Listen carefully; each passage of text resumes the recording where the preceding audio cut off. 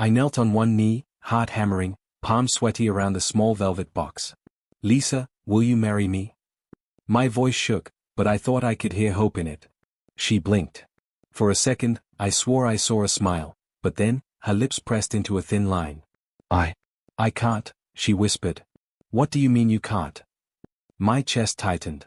I thought we were ready. She looked away, fiddling with the hem of her sleeve. I'm too young to marry, okay? I'm sorry. Too young? I laughed, though it sounded hollow. Lisa, you're 27. We've been together for 5 years. We've talked about this every month for the past 2 years. I know, her voice cracked slightly, but it didn't reach me the way I wanted it to. It's not about you. I need more time. I felt like someone had punched me in the gut. More time? Lisa, I've been planning this moment for months. You promised me. My voice broke. She avoided my eyes. I'm sorry, really. I just can't do it yet. I looked around the cafe. People chatted, laughed, oblivious to my collapse. Ryan, I muttered, spotting him across the street. He noticed immediately, rushing over. What happened? He asked, voice low and cautious. She said she's too young to marry me, I said, letting the words spill. Ryan's brow furrowed. Are you serious? I know Lisa can be indecisive, but this. I sank onto the bench, covering my face. I don't understand. I thought she loved me. I thought she wanted this. I thought we were on the same page. Ryan sat beside me, hands on my shoulders. Hey, man. I know it hurts. But maybe she's just scared. Doesn't mean it's the end for you. It doesn't mean anything about your worth. Worth? I scoffed. I don't even know who I am if she doesn't want me. I thought she was the one. And now I feel like I've been living a lie for years. Ryan sighed, letting me vent. I get it, man.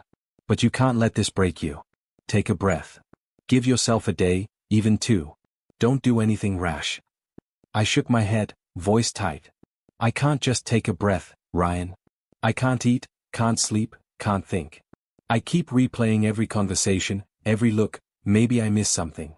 Maybe I wasn't enough. You were more than enough, Ryan said firmly. Lisa's choice isn't a reflection of you. People change. They make mistakes. But you're solid. You'll get through this. I don't feel solid, I admitted. I feel hollow. I feel betrayed by the person I trusted with my whole heart. And I don't know if I can forgive that. Ryan didn't argue. He just nodded, his presence steady. You'll figure it out. But don't lose yourself in anger or regret. That's not you. Not really. I looked back at the empty cafe table where I had planned our future. The ring still lay in my pocket, cold and heavy. My chest ached, but beneath the pain, something flickered, a need to understand, to make sense of her indecision, to face whatever came next. Lisa had shaken my world. And I realized, somewhere deep down, this wasn't just about her being too young. Something else was coming, something I couldn't yet see. I called her again. And again. Each ring felt like it was mocking me. Straight to voicemail every single time. I left messages, one after another, my voice shaking. Lisa, please, pick up. I just want to talk. Nothing. I tried texting. Are you okay? I need to see you. Nothing. Please, Lisa, don't shut me out. Silence. I remember pacing my apartment, my phone clenched in my hand. Why won't she answer? I muttered to myself. Did I do something wrong? Did she ever care? Ryan called that evening. You haven't slept again, have you? He asked, voice concerned. No. I can't stop thinking about her. She just disappeared, Ryan. 1 month, and I can't reach her. I feel like I'm losing my mind. You're obsessing, he said gently. You need to let go, man. Give her space, and give yourself some, too. I can't. I can't just forget her. She's everywhere, Ryan. In my thoughts, in my apartment, even in the empty spaces.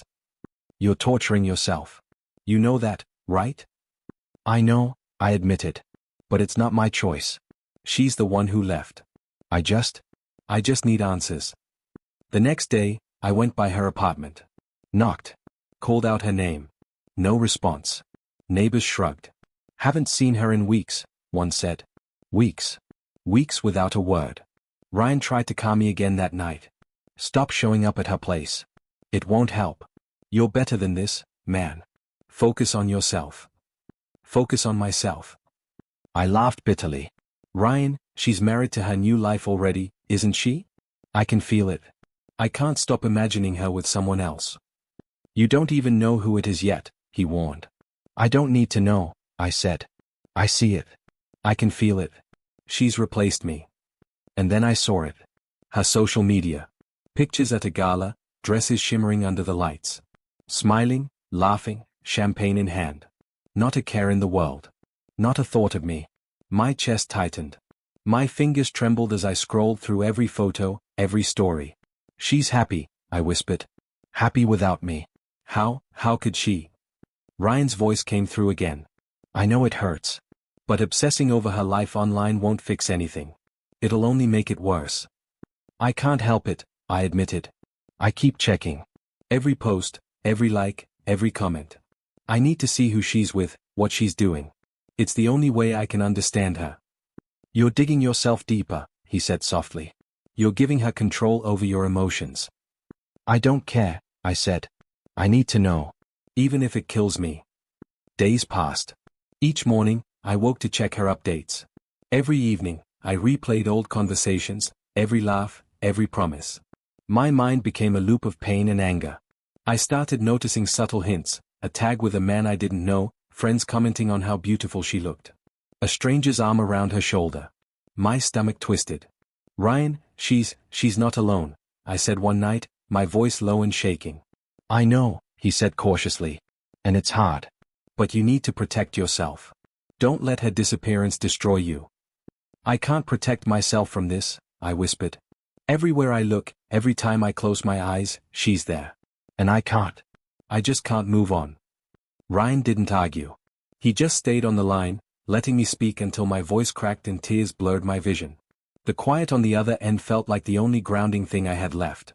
And yet, even as I clung to that small lifeline, my thoughts twisted into obsession. Who was she with? What had she said about me?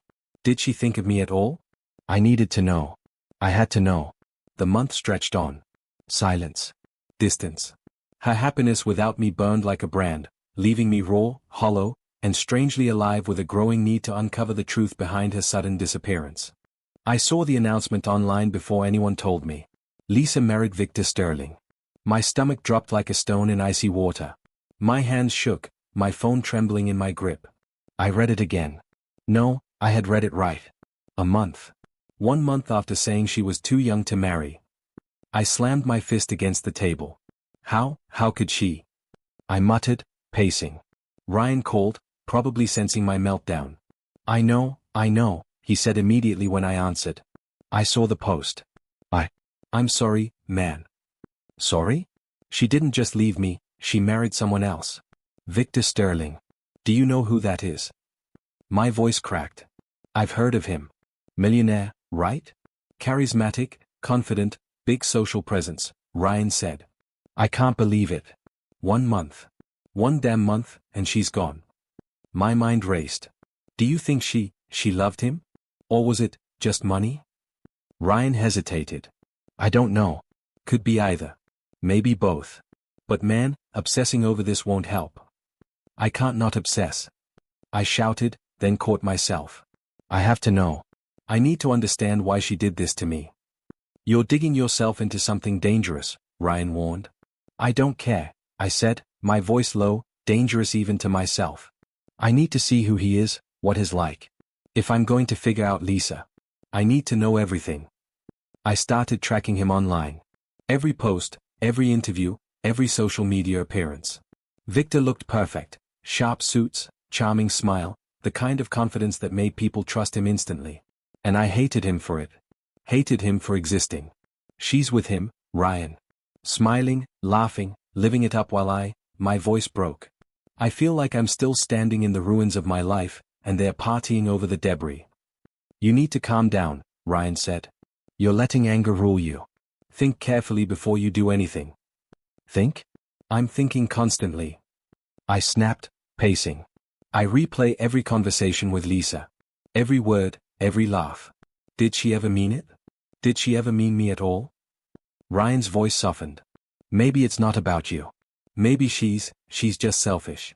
People are complicated. That's all. Selfish. I laughed bitterly. Ryan, this is more than selfish. She's destroyed me. And him? I spat the name like venom. That charmer Victor, he doesn't know what he's married into. There's more to him than he shows. I can feel it. You're imagining things again, Ryan said. No, I said firmly. I can see it. The cracks behind the smile. I know he's hiding something. And if he's hiding, Lisa's hiding too. I'll find it. I have to. For me, for closure, or whatever comes next. I spent the evening watching his interviews, scanning comments, cross-referencing events. Every public appearance became a puzzle piece. Every tagged photo with Lisa felt like a knife twisting in my chest. Ryan, I said after a long silence, voice trembling. If I expose them, or make them pay somehow, am I wrong? Ryan sighed. There's a line, man. Don't cross it. But you need to heal. Not just rage, not revenge. You need to survive this. Figure out what you want to do before it consumes you. I closed my laptop, hands shaking, chest tight. I don't just want to survive. I want to understand. I want to see the truth behind everything. And I swear, if there's a way to make them regret this, I'll find it. Ryan stayed quiet on the other end, letting me stew in my obsession. I didn't sleep that night. I couldn't. Every plan, every thought of Lisa and Victor, played in my head like a looping film. I didn't know what the next step would be. But I knew one thing, my world had changed, and I wasn't going to be a helpless bystander anymore. I was ready to track them, ready to dig, ready to confront whatever truths I uncovered. And deep down, I felt a strange spark, half rage, half determination, that told me I was no longer just heartbroken. I was becoming dangerous. I sat at my desk, staring at my laptop screen. Every post, every photo, every subtle detail of Lisa and Victor's life scrolled before me. My hands trembled, but not with fear, rage. I whispered to myself, why did she leave me so fast? What could make her forget everything we had in a month? Ryan called. Hey, man. You okay? Okay? I laughed bitterly. Ryan, I'm thinking. I'm planning. I can't just sit and do nothing while she flaunts her life with him. You mean, revenge? He said carefully. Maybe. Not fully. Just, subtle. Just enough to make them think twice. My voice dropped. I'm not going to hurt her physically. But I need her to understand the cost. You're walking a dangerous line, Ryan said. Obsessing like this won't just hurt them, it'll hurt you. You need to focus on yourself too. I am focused, I argued. Focused on figuring her out, figuring him out, figuring everything. I can see patterns, connections. There's always a way. Ryan sighed.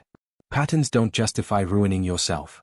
You don't want to lose your morality over this, trust me. I'm not losing it, I said, though a small part of me wondered. I'm just sharpening it. I've started writing everything down. What do you mean? My journal.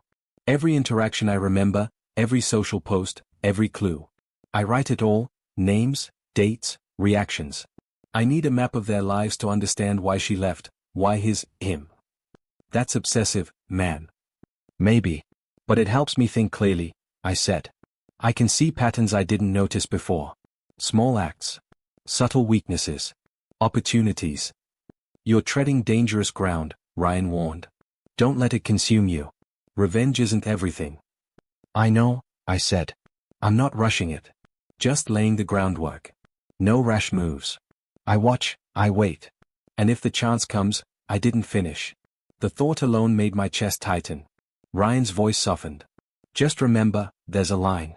You can't cross it without losing yourself. I won't cross it. Not yet. I'm cautious. Careful. I'm learning my own strength in the process. I can see myself changing, Ryan. Harder. Smarter. And maybe stronger than her or him ever imagined. You're letting anger guide you, Ryan said quietly. Be careful. The last thing you want is to become someone you'll regret. I'm aware, I said, voice firm. But anger isn't everything. Curiosity, strategy, patience, they guide me more than rage. I opened my journal again. A list of social media accounts, friends, locations, all carefully tracked. Each note was a thread, each thread a potential path. I wasn't reckless. I wasn't naive. I was calculating. Ryan, you think she feels anything? I asked after a pause. Regret? Guilt? Maybe, he said slowly. But you don't know, and you can't control that. Focus on you. That's the only control you have. I smiled faintly. Control, yes. That's why I'm careful. Every step measured, every word noted. Small acts now, big understanding later. Patience. Ryan stayed quiet. I could hear his hesitation. I'm not losing myself in hatred, I said aloud, though my voice barely convinced me. I'm learning. I'm building. I'm preparing. And when the time comes, my jaw clenched. They'll see I wasn't weak. I wasn't foolish. I wasn't helpless. I closed my journal and leaned back. The anger was still there, simmering, but underneath it, a strange clarity spread. I could feel myself changing, stronger, sharper, aware. And for the first time in weeks, I felt a flicker of control over my own life. Lisa and Victor had started something they thought would break me. Instead, it was shaping me. I couldn't stop thinking about Victor. Every photo, every post, every story he shared online looked perfect, but I had learned to read between the lines. There had to be cracks. There always were. I called Ryan. I've been digging, I said, voice low. Victor isn't what he seems. His business, it's unstable. Huge debts. Rumors about investors pulling out. Ryan paused. Are you sure? That could just be gossip. No.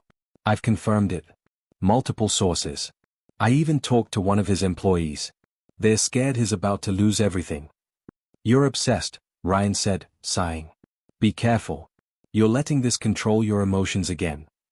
I don't care, I snapped, then swallowed my anger. It's not just about control. It's about understanding. I need to know why Lisa left. And now, maybe I see why she jumped to him. Money, status, illusion of stability. Illusion? Ryan asked. Yes. That's what it is. The perfect life she flaunts, it's a lie. I can feel it. And I hate her for believing in it. You sound like you want revenge, he said quietly. I do, I admitted. But it's complicated. Part of me is curious. How far will their perfect life really go before it collapses? I called a mutual acquaintance, Jenna, someone who worked in Victor's circle. Hey, Jenna, I said casually, though my heart pounded. I wanted to ask, you know Victor Sterling? Heard anything unusual? There was a pause. Unusual? Well, he's under a lot of pressure. Investors are nervous, some contracts are late. But no one talks about it openly. Thanks, I said, my voice calm, hiding the thrill I felt. Just wanted to check. You know how rumors are. After I hung up, I muttered, this is it. The cracks are real. Lisa's perfect life isn't perfect. And I can see it now. Ryan's voice cut through my thoughts. You sound satisfied. Be honest. Are you happy he has flaws? I am, I admitted. Not cruelly. Not yet. But it's relief. Finally, she's not invincible. Her choices, they have consequences. And he's not invincible either. I can see the house of cards shaking. You're dangerously close to taking this too far, Ryan warned. I know. But I'm not reckless, I said, tracing a line on my notebook. I'm watching. Observing. Every public move, every small mistake. I'll know when the right moment comes. Days passed, and my obsession grew. I noticed small patterns in their public life, where they dined, who tagged them in photos, subtle hints in conversations I overheard through mutual contacts. Each clue was a piece of a puzzle I was determined to solve. Ryan, I said one night, voice low, I keep thinking, if I confront them now, it might backfire. But if I wait, I might see everything collapse naturally. Patience, he said firmly. Don't act recklessly. Don't let anger push you into something you can't control. I'm not reckless, I insisted. I'm strategic. I see the consequences before anyone else does. That's power. I thought about Lisa. Every laugh, every post, every display of happiness with Victor. She looked satisfied, but I could feel the tension beneath her smiles. Opportunistic, calculated, but not invincible. And Victor, I whispered to myself. Charismatic, confident, but hiding. Vulnerable. He thinks he's untouchable. He's not. Ryan sighed over the phone. Just remember, This isn't about crushing them entirely. It's about clarity, about seeing the truth. I know, I said, gripping my journal. And I'm seeing it. Piece by piece. Betrayal has a pattern. Karma follows a path. And I'm learning how to walk it without losing myself. Mostly. I leaned back, my mind racing. Pain, anger, and curiosity tangled together. But for the first time, the heartbreak felt like fuel. Not just destruction, but power. Strategy. Insight. Lisa's perfect life was cracking. Victor's facade was unstable. And I was ready to watch it unravel. Carefully, deliberately, knowing every secret could become my advantage. I saw it first in subtle ways, the tension, the forced smiles, the nervous laughs in photos Lisa posted with Victor. It was delicious and painful at the same time. I called Ryan. It's happening, I said, voice low, almost trembling. The cracks. I can see them. Cracks? He asked, wary. You mean in Victor and Lisa's life? Yes, I said. Every social gathering, every post, every word she whispers around friends, I hear it through mutual contacts. They're struggling. You're feeding this, aren't you? Ryan asked. I'm guiding it, I admitted. Carefully. Nothing obvious. Just subtle nudges. I asked Jenna about Victor's business. Dropped hints in conversations. Friends mentioned the instability casually. It spreads. Naturally. Doesn't that feel wrong? Ryan's voice was cautious. Maybe, I said, running my hands through my hair. But it's not personal. Not fully. It's consequences. Karma. They made choices. I'm just helping reality catch up with them. I reached out to another acquaintance, casually. Have you noticed Victor seems stressed? Nervous? I said, pretending concern. Oh, everyone notices, the person replied. He's trying to keep it together, but it's obvious. Lisa's getting frustrated too. I smiled, almost bitterly. Good. Let it simmer. Slowly. Let them feel the weight of their choices. Later that night, I thought about Lisa. Ryan, I hate myself, I confessed. I still love her. Even as I watch her regret. Even as I see Victor falter. Part of me wants to tell her, part of me wants to keep quiet and see it burn. You're dangerous, Ryan said softly. Not physically. Mentally. Be careful you don't lose yourself. I know, I said, leaning back. But I feel alive. Powerful. I can see my life shifting. Their facade cracking. And I'm still me. Mostly. I arranged to meet a mutual friend for coffee, pretending curiosity. So, Victor's been under a lot of pressure lately? I asked casually, sipping my drink. Yes, the friend said. He's trying, but he's slipping. Lisa's getting anxious. She complains sometimes, you know, about things she didn't notice before. I nodded slowly. Interesting. People who appear perfect often hide the biggest struggles. The friend laughed, unaware of my true intention. Yeah, exactly. You notice things, huh?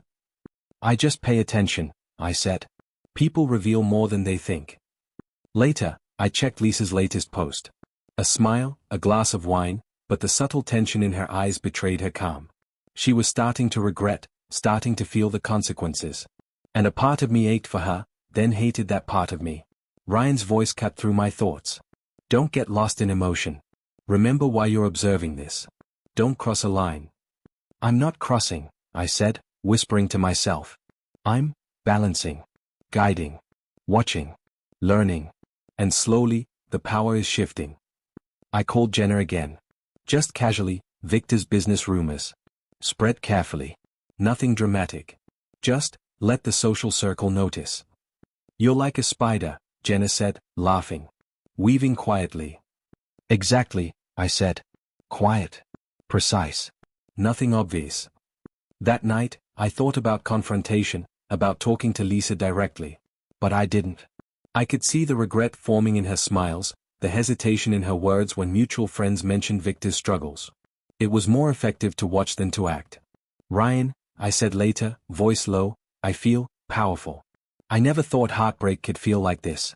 Anger, love, revenge, justice, all tangled. And I'm learning how to control it. How to control myself. Careful, he warned. That's addictive. Don't let it consume you completely. I won't, I said firmly.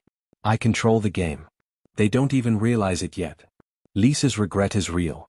Victor's confidence is cracking. And me? I'm rising. Quietly.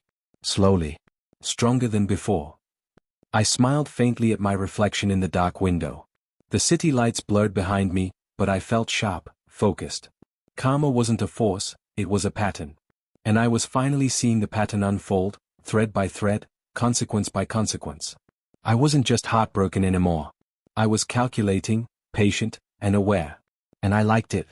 The subtle victories, the whispers, the hints, the tension, felt like fire in my chest. Not cruel, not fully. But just enough. Just enough to see the truth emerge, just enough to balance the scales. And as I closed my eyes that night, I felt the shift. Power had returned to me. The pain was still there, but now it had direction. Control. Momentum. Lisa and Victor didn't know it yet, but the tide was turning.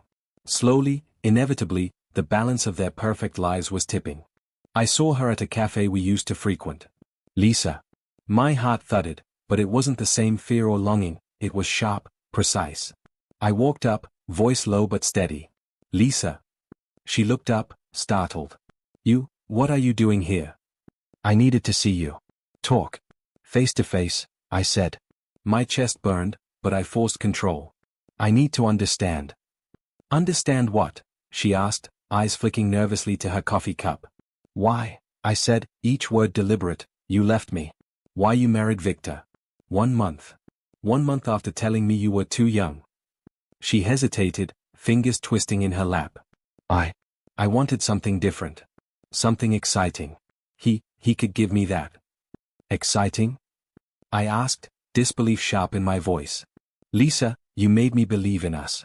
You promised. You lied. Did you even love me? Her eyes flicked away. I thought I did. But I wanted more. Money, status, thrill. I wasn't thinking about anyone else. Not really. I felt my chest tighten.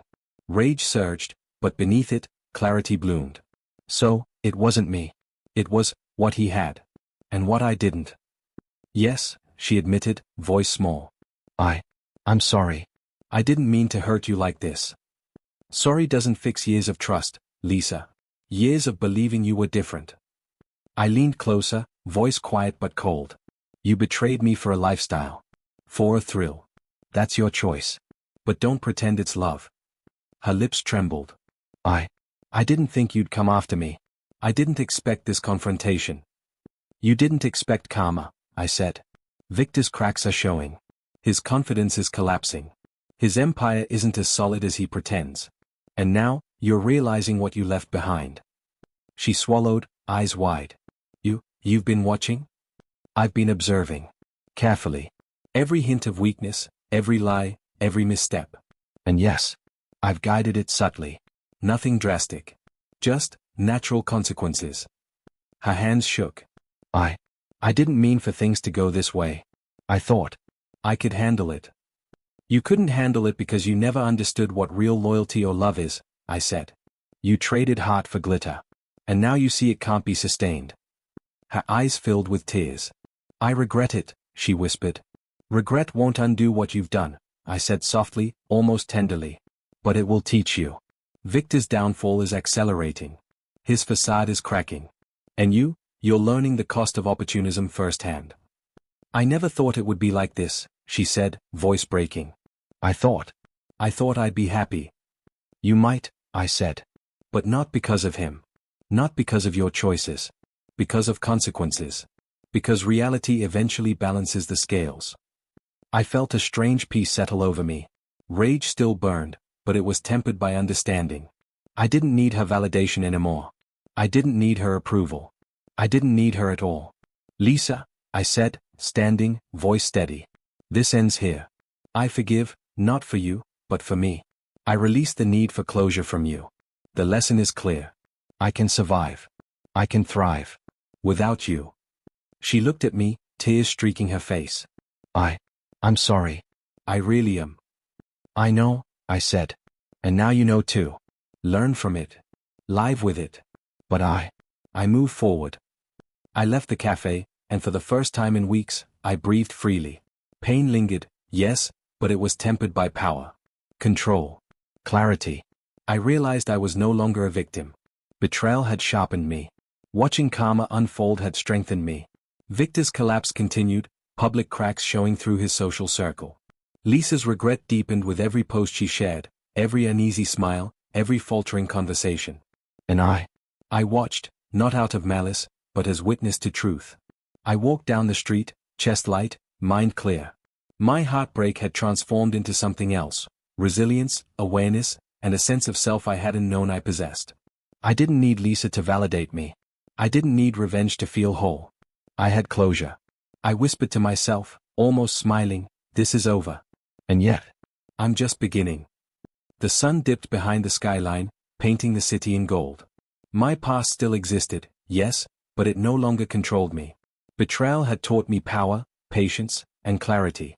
Karma had moved in motion, and I had witnessed it without losing myself. For the first time in months, I felt free. I sat on the balcony, the city lights stretching out like a sea of possibilities. It had been weeks since I confronted Lisa, since I watched karma unfold quietly around her and Victor. The pain was still there, faint but tempered, replaced by a clarity I had never known. Ryan called, voice warm. "Hey, you're up late again." "I can't sleep," I admitted. Not from restlessness, but from thinking. About everything. About how far I've come. "You sound different," he said. "Calmer. Controlled." I said. "Stronger, even. I've seen the worst of betrayal, the worst of heartbreak. I've watched karma move. I've observed weakness, learned patience, and I've learned myself." "That's huge," Ryan said softly. "Most people never get that." I laughed lightly, a sound that surprised me. I never thought I would either. But watching them, Lisa's regret, Victor's collapse, made me see something important. I don't need them. I never did. I only thought I did. Ryan chuckled. "See? That's growth. Real growth. I remember calling you, months ago, desperate, angry, confused," I said. "And now, I feel a strange peace. Not because I won, or because they lost. But because I realized my power wasn't in revenge. It was in self-understanding." "Exactly," Ryan said. "You controlled yourself when you could have lost it all." "I stopped chasing them," I said, looking down at my hands. "Stopped letting their choices define me. And in that, I found freedom. Heartbreak taught me strategy, patience, resilience. But moving on taught me happiness isn't about anyone else." "You've earned it," Ryan said. "You've worked through the anger, the obsession, the regret. You're not just surviving, you're thriving." I said. "I still feel anger sometimes, sure. But it doesn't control me. It doesn't dictate my choices anymore. It's fuel, not a chain." I thought of Lisa. Her regret, her selfish motives, her fleeting happiness with Victor. And I realized I no longer hated her. Not fully. I understood why she made the choices she did, even if they hurt me. I could pity her, even respect the fact that reality caught up with her, but it no longer consumed me. Ryan's voice broke my reverie. "So, what's next for you?" I smiled faintly. "Next? I focus on me. My work, my friends, my goals. I've learned I can rebuild anything. I've learned that heartbreak isn't an ending, it's a teacher. And I plan to honor the lessons." "You sound unstoppable," Ryan said. "Not the angry, obsessive you anymore." "No," I said. "I'm not that person. I'm better. Stronger. Wiser. And I finally understand something important. I don't need karma to serve me. Life does that naturally. I only needed clarity, patience, and the courage to let go." We sat in silence for a moment, just listening to the city hum below. "I never thought I'd laugh again," I said softly. "But now I do. Not because of them. Not because I won or lost. But because I realized life goes on, with or without anyone's approval." Ryan chuckled. "You've transformed completely. I'm proud of you, man." "Thanks," I said. "And you were always here. Keeping me grounded when I was ready to fall apart. I couldn't have done this without you." "That's what friends are for," he said simply. I looked at my phone, scanning my social media. Lisa and Victor's posts still appeared occasionally. I didn't feel the need to check obsessively anymore. Their world no longer mattered to me. I had my own world to live in, my own life to shape. "I feel light," I said aloud, even though no one else was there. The weight of betrayal, of heartbreak, lifted. I can breathe. I can think. I can grow. And I don't need validation from anyone anymore. Ryan laughed softly on the other end. You sound happy. Really happy. I said. Happier than I've been in months. I finally understand that closure doesn't come from revenge, or even confrontation. It comes from self-realization. And from the courage to step forward, unburdened by the past. I stood, stretching, feeling the cool night air on my face. The city was alive, vibrant, full of possibilities I hadn't noticed before. For the first time, I felt truly in control of my destiny. Ryan, I think it's time I fully move on, I said. I've observed, I've learned, I've survived. Now I live. I live for myself, not for anyone else's mistakes, regrets, or decisions. You're right, Ryan said warmly. And I'm here, every step of the way. I know, I said, smiling. And I'll carry the lessons, not the pain. Karma happened. Justice was served naturally. I don't need to stoop low. The universe handled it. I walked inside, closing the balcony door behind me. A new chapter awaited, not filled with obsession, rage, or heartbreak, but with clarity, resilience, and freedom. I was no longer defined by what Lisa or Victor did, but by who I had become. I sat at my desk, opened my journal, and wrote, I am stronger than my pain. I am wiser than my anger. I am whole. I am free. The night stretched on, peaceful and full of potential. I didn't need the past to dictate me. I had learned, I had grown, and I was moving forward, finally, fully, and entirely on my own terms.